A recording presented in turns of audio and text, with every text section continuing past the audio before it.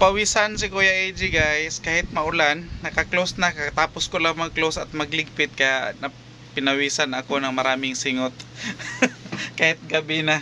Marami kasing nililigpit dito sa tindahan namin, yung mga sitsirya, lahat-lahat ng mga pwedeng pwedeng mapinsala is nililigpit namin para at least mabawasan yung ating pagkalugi. And share ko ngayong gabi yung mga pinamili namin last Sunday kasi hindi pa siya natapos i-display ni Mami Iya. Wala pa akong naitulong dito guys dahil kanina is umalis ako papuntang kahit holiday ni ngayon ay fiesta na Immaculate. Holiday, national holiday siya, pero may schedule ako sa tawag nito sa tubigan, pa-check natin tubig sa DOH. So nagpunta ako doon and pagdating ko sobrang init. Natulog si Kuya AJ. Pagising ko hapon na ay nangyari, wala akong itlog kasi hindi ako nakabili ng itlog kanina. So alam nyo ba guys, yung kung alin yung kulang-kulang sa stocks mo, yun ang hinahanap ni customers. Ka-relate kayo. So kanina 5 or 4 na tray pa ito, pero may namili na isang tray, may namili pa sana na isang tray pa talaga, pero sabi ko pwedeng pwedeng bukas na lang yung iba. So binigyan ko lang siya ng isang dosina para at least meron pa tayong maibigay sa iba mamayang umaga na talaga, kasi kawawa din yung mamili sa umaga na maagang-maaga para sa school ng kanilang mga anak or yung pamahaw nila. So need kong i-divide yung anyway, bukas bibili ako ulit ng itlog, panibagong itlog. Pero dito tayo sa mga nakatambak, diyan namin siya nilagay guys dahil umulan kanina ng malakas. So para mas safe siya, hindi siya baka papasok na naman yung tubig dito sa sahig namin dahil malakas yung ulan. So nilipat namin dito, kaya kalat-kalat siya, ang hirap kumilos dahil andyan pa nakatambak, andito pa sa may kabila.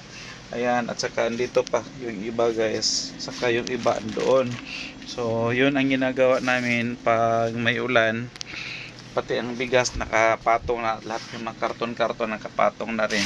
So ito ito galing ito sa Gmall. Sa Gmall kami nakapamili last Sunday dahil doon banda yung lakad namin, so doon kami napunta. Shout out kay Ma'am Maring Gina, yung kasari namin na kumari namin. Nakita kami sa Gmall and namalingkin, nangumpra din siya. Anyway, si Maring Gina, yung ating kasari na nakita namin sa mall, is taga dito din sa amin sa Katalunan Grande. Ninang siya ni Shane actually. So ito at suki din namin sa Aqua Shane. May mga kanton tayo dito. Ito pa lang si kanton na kasalo pack is benta namin ng tag 23. Pricing na rin lang ako para may kabuluhan itong vlog natin tonight. At saka itong Lucky Me na spicy labuyo chicken at saka ang beef is tag 12 ang benta namin. Yan. Meron tayo ditong Quick Chow. Si Quick Chow is tag 10 din benta namin. Pati si Lucky Me noodles na chicken at saka beef tag 10 pesos din benta namin. Ayan. Kunting pricing lang ito guys. At saka ito mga biscuits natin nasa 8 pesos pa rin. Nasa 8 pesos yung may mga palaman ng mga ganitong biscuits, mga Ribisco, mga tawag nito, mga Bingo. At saka yung ibang biscuits is tag 9 at saka tag 10 si Oreo. Tag 9 si Cream O. Ito si Cubes na Nor is tag 8 pesos binta namin. Hindi ko na yan bulat-latin lahat guys, kaya magkalat-kalat lalo yan kung bulat-latin ko yan. At saka pa ba, natabunan ata si Downy. Si Downy kasi is nagmahal bago yung kanyang pack label, bago yung kanyang packaging, tapos nagmahal siya. So binta na siya namin ng yung dati tag 10 pesos lang, ngayon tag 12 pesos na. kasi nagmahal si Downy.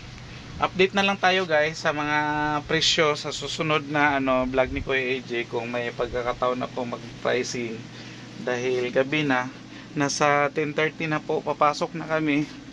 Yan, so anyway, nakaligpit naman lahat. So dito na lang muna ang share ni Kuya AJ sa inyo, and magandang gabi, happy Monday, and bukas is Tuesday. God bless us all guys.